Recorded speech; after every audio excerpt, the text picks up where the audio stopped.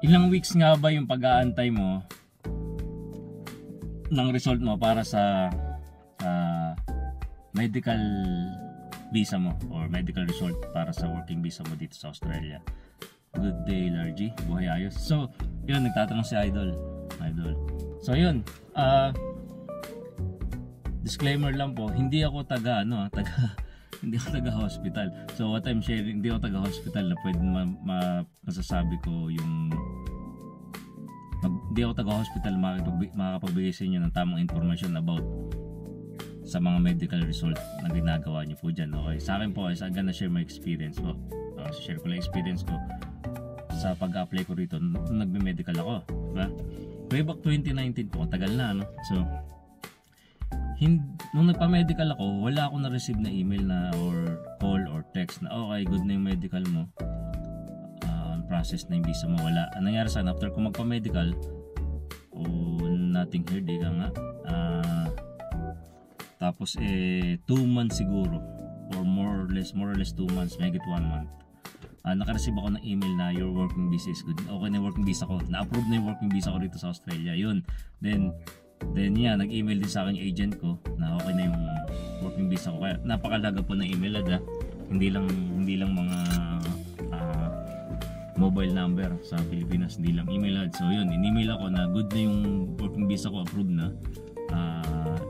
Ang kailan hinihingi na lang sa akin is yung kung kailan ako ready lumipad, ika nga, o kailan, anong date ng plane ticket yung gusto kong bigay sa anong date para sa paglipad ko dito sa Australia. Hindi magulo, pasensya na.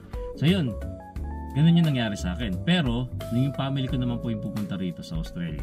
Ang nangyari sa kanila, same thing, di ba? Same lang, nagpa-medical din sila kasi required pong magpa-medical yung pamilya mo rin eh. Yung pamilya ko required sila, nag-medical sila, yung wife ko saka yung dalawa anak namin, yung babae saka lalaki.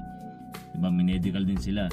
So medyo may kamahalan yung medical nila, pero yun, kasama sa requirements, kailangan natin gastusan. Hindi ganun nga po. So sa kanila, after nilang pa-medical, 2 weeks after no medical is may nag-email nga sa misis ko at in-email din ako, diba? Kasi in-email din ako kasi ako yung nag-apply sa kanila, papunta rito. So, may agent din na tumulong sa akin. Ang ganun. In-email kami after 2 weeks na okay na yung medical nila. So ang hinihintay na lang namin is approval nung migration para sa pagpunta nila rito.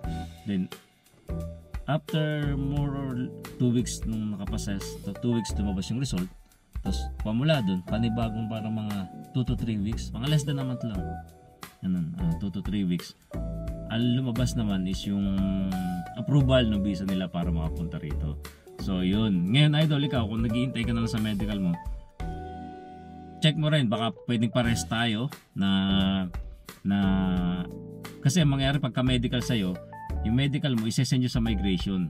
Alam ko yung alam ko isesend nyo sa migration. Sila ngayon yung magsasabi dun sa agent mo o sa'yo, o kung may agent ka, kung wala naman, malamang yung director. Sa akin kasi may agent ako eh. So sila yung magsasabi kung okay na yung medical mo or hindi, kung nag-go through ba o hindi. Tapos yun nga, hintay-hintay lang idol. Pwedeng same tayo na pag naka-receive ka ng email, kung email man yung gamit mo, is baka pwedeng approve na kagad yung visa mo, is pwede ka nang pumunta rito. Or ganun din, katulad na sa pamilya ko, na-email ka na good na yung medical mo, diba? So sana nakatulong idol, nakatulong ako sa inyo. So ingat kayo palagi dyan, keep safe and Godspeed.